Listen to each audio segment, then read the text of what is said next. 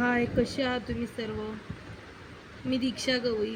स्वागत आहे तुमचं दीक्षा गवई या माझ्या यूट्यूब चॅनलवर. आज जर आपण बघणार आहोत उमेद अभियानाविषयी एक नवीन माहिती. मी मागच्या वेळेस प्रश्न केला होता की उमेद अभियानाचे आधारस्तंभ कोणते. नेमका आपण आधारस्तंभ म्हणजे काय हे जाणून घेऊ. आधारस्तंभ म्हणजे असं कोणता आधार आहे उमेद अभियानाचं की ज्याच्यावर उमेद अभियान हे टिकलेलं आहे किंवा अवलंबून आहे, त्याच्यावर टिकून आहे. सर्वप्रथम जेव्हा आपण समूहामध्ये जातो तेव्हा समूहाची मीटिंग घेतो. मीटिंगची सुरुवात आपण प्रार्थनेने करतो.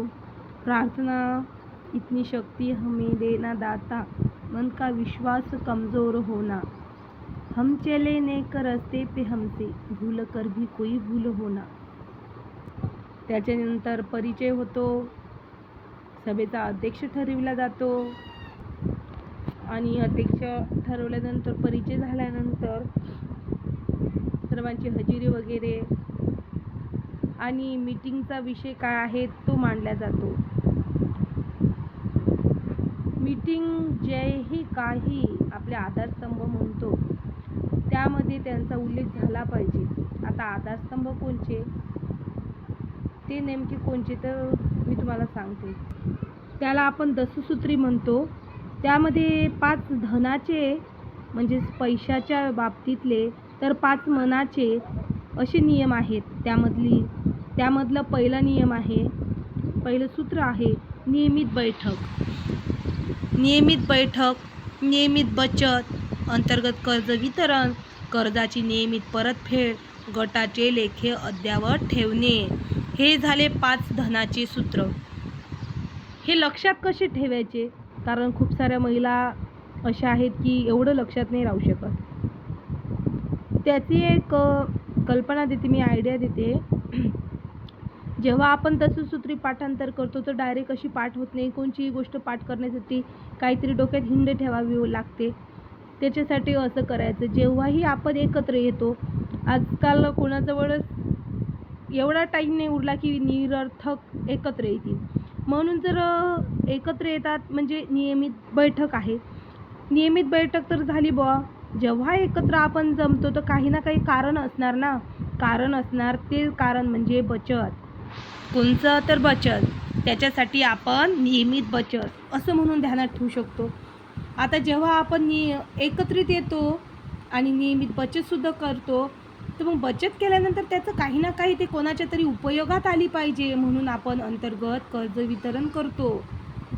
जेव्हा आपण नियमित बैठकही घेतो, नियमित बचतही करतो आणि ते कोणाच्या तरी उपयोगात आली पाहिजे म्हणून त्याचं वितरणसुद्धा करतो, तेव्हा आणखी एक चौथं सूत्र म्हणजे ते सुद्धा आपण अंमलात आणलं पाहिजे आणि आणतोसुद्धा, म्हणजेच कर्जाची नियमित परतफेड.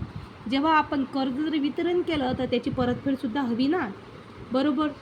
जेव्हा आपण हे चारही व्यवहार करतो, 1 वेळ झालं, 2 वेळ झालं, 3 वेळ झाले, कर्ज देतच आहो, एवढं आपण लक्षात ठेवू शकतो का की किती तारखेला मीटिंग झाली, कधी झाली, किती तारखेला पैसे घेतले, एवढं लक्षात नाही ठेवू शकत. आपण काही कॉम्प्युटर नाही आहे. म्हणूनच 5वं सूत्र 4थ्या सूत्रावर डिपेंड आहे, गटाचे लेखे अद्ययावत ठेवणे. जेव्हा एक सूत्र तुमचं पहिलं दशसूत्री पाठ झाली ना, पहिलं सूत्र दशसूत्रीतलं नियमित बैठक, त्याच्यावर एकमेकावर डिपेंड असे ते सूत्र आहेत. 5वं सूत्र कोणतं झालं मग, गटाचे लेखे अद्ययावत ठेवणे. गटाचे लेखे अद्ययावत ठेवणे म्हणजे हाच आपल्या गटाचा काय असतो, एक आरसा असतो. गटाचे व्यवहार कशामुळे आपण बघू शकतो, आपल्या लेखे अद्ययावत असले तेव्हाच बघू शकतो. त्याच्यानंतर आता आरोग्याविषयीचे 5 मनाचे सूत्र सुरू होतात. त्यातलं 6 नंबरचं सूत्र आहे नियमित आरोग्याची काळजी घेणे. जर नियमित आरोग्याची काळजी घेतली तर आपला पैसाही वाचते, वेळही वाचते. आणि नियमित जर आपण आरोग्याची काळजी घेतली, आपले मुलाबाळांची काळजी घेतली, तर ते रोज शाळेतसुद्धा जाऊ शकतील. म्हणजे 7वं सूत्र शिक्षणविषयक जागरूकता वाढवणे. अशा काही महिलांचे मुली असतात जे की 4थी 5वीपासून 8वीपासून शाळेपासून दुरावतात, परिस्थिती नसते, तर त्यांच्याविषयी मनात जागरूकता निर्माण करणे हा सुद्धा एक आपलंच कर्तव्य आहे, की जेणेकरून आज बाबा आपली जी परिस्थिती आहे ते आपल्या मुलाबाळांची व्हायला नको, अशी एक जागरूकता महिलांत आपल्याला रुजवायला हवी. हे सुद्धा आपलेच कर्तव्य आहे.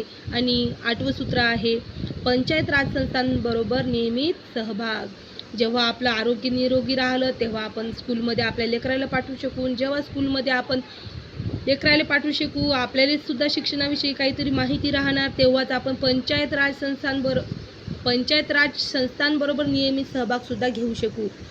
पंचायत राज म्हणजे जेही काही ग्रामपंचायतमध्ये जेही काही नियमित सभा होत असतील किंवा काहीही कार्यक्रम होत असतील, त्यामध्ये आपला नियमित सहभाग असणे जरुरी आहे. तेव्हाच आपण शासकीय योजनांमध्ये नियमित सहभाग घेऊ शकू. कारण कोणत्या योजना नेमक्या ग्रामपंचायतमध्ये आल्या आहेत, गावात आल्या आहेत, हे आपल्याला केव्हा माहीत होईल? जेव्हा आपण पंचायत राज संस्थांमध्ये सहभाग घेऊ, तेव्हाच आपल्याला त्या योजनेमध्ये सहभाग घेता येईल. जसं की घरकुल असो किंवा इतर कोणतीही योजना असो, त्यामध्ये आपण सहभाग केव्हा घेऊ शकू? जेव्हा आपल्याला त्याच्याविषयी काहीतरी माहिती असणार. आता 10वं सूत्र मी सांगत नाही, 10वं सूत्र कोणतं आहे आणि काय आहे ते तुम्ही मला कमेंट करून सांगा. आणि माझं चॅनल जर तुम्हाला आवडलं असेल, माझे व्हिडिओ जर तुम्हाला आवडत असतील, तुमच्या जर उपयोगी पडत असतील, तर नक्कीच माझ्या चॅनलला सबस्क्राईब करा, लाईक करा आणि शेअर करा. नमस्कार.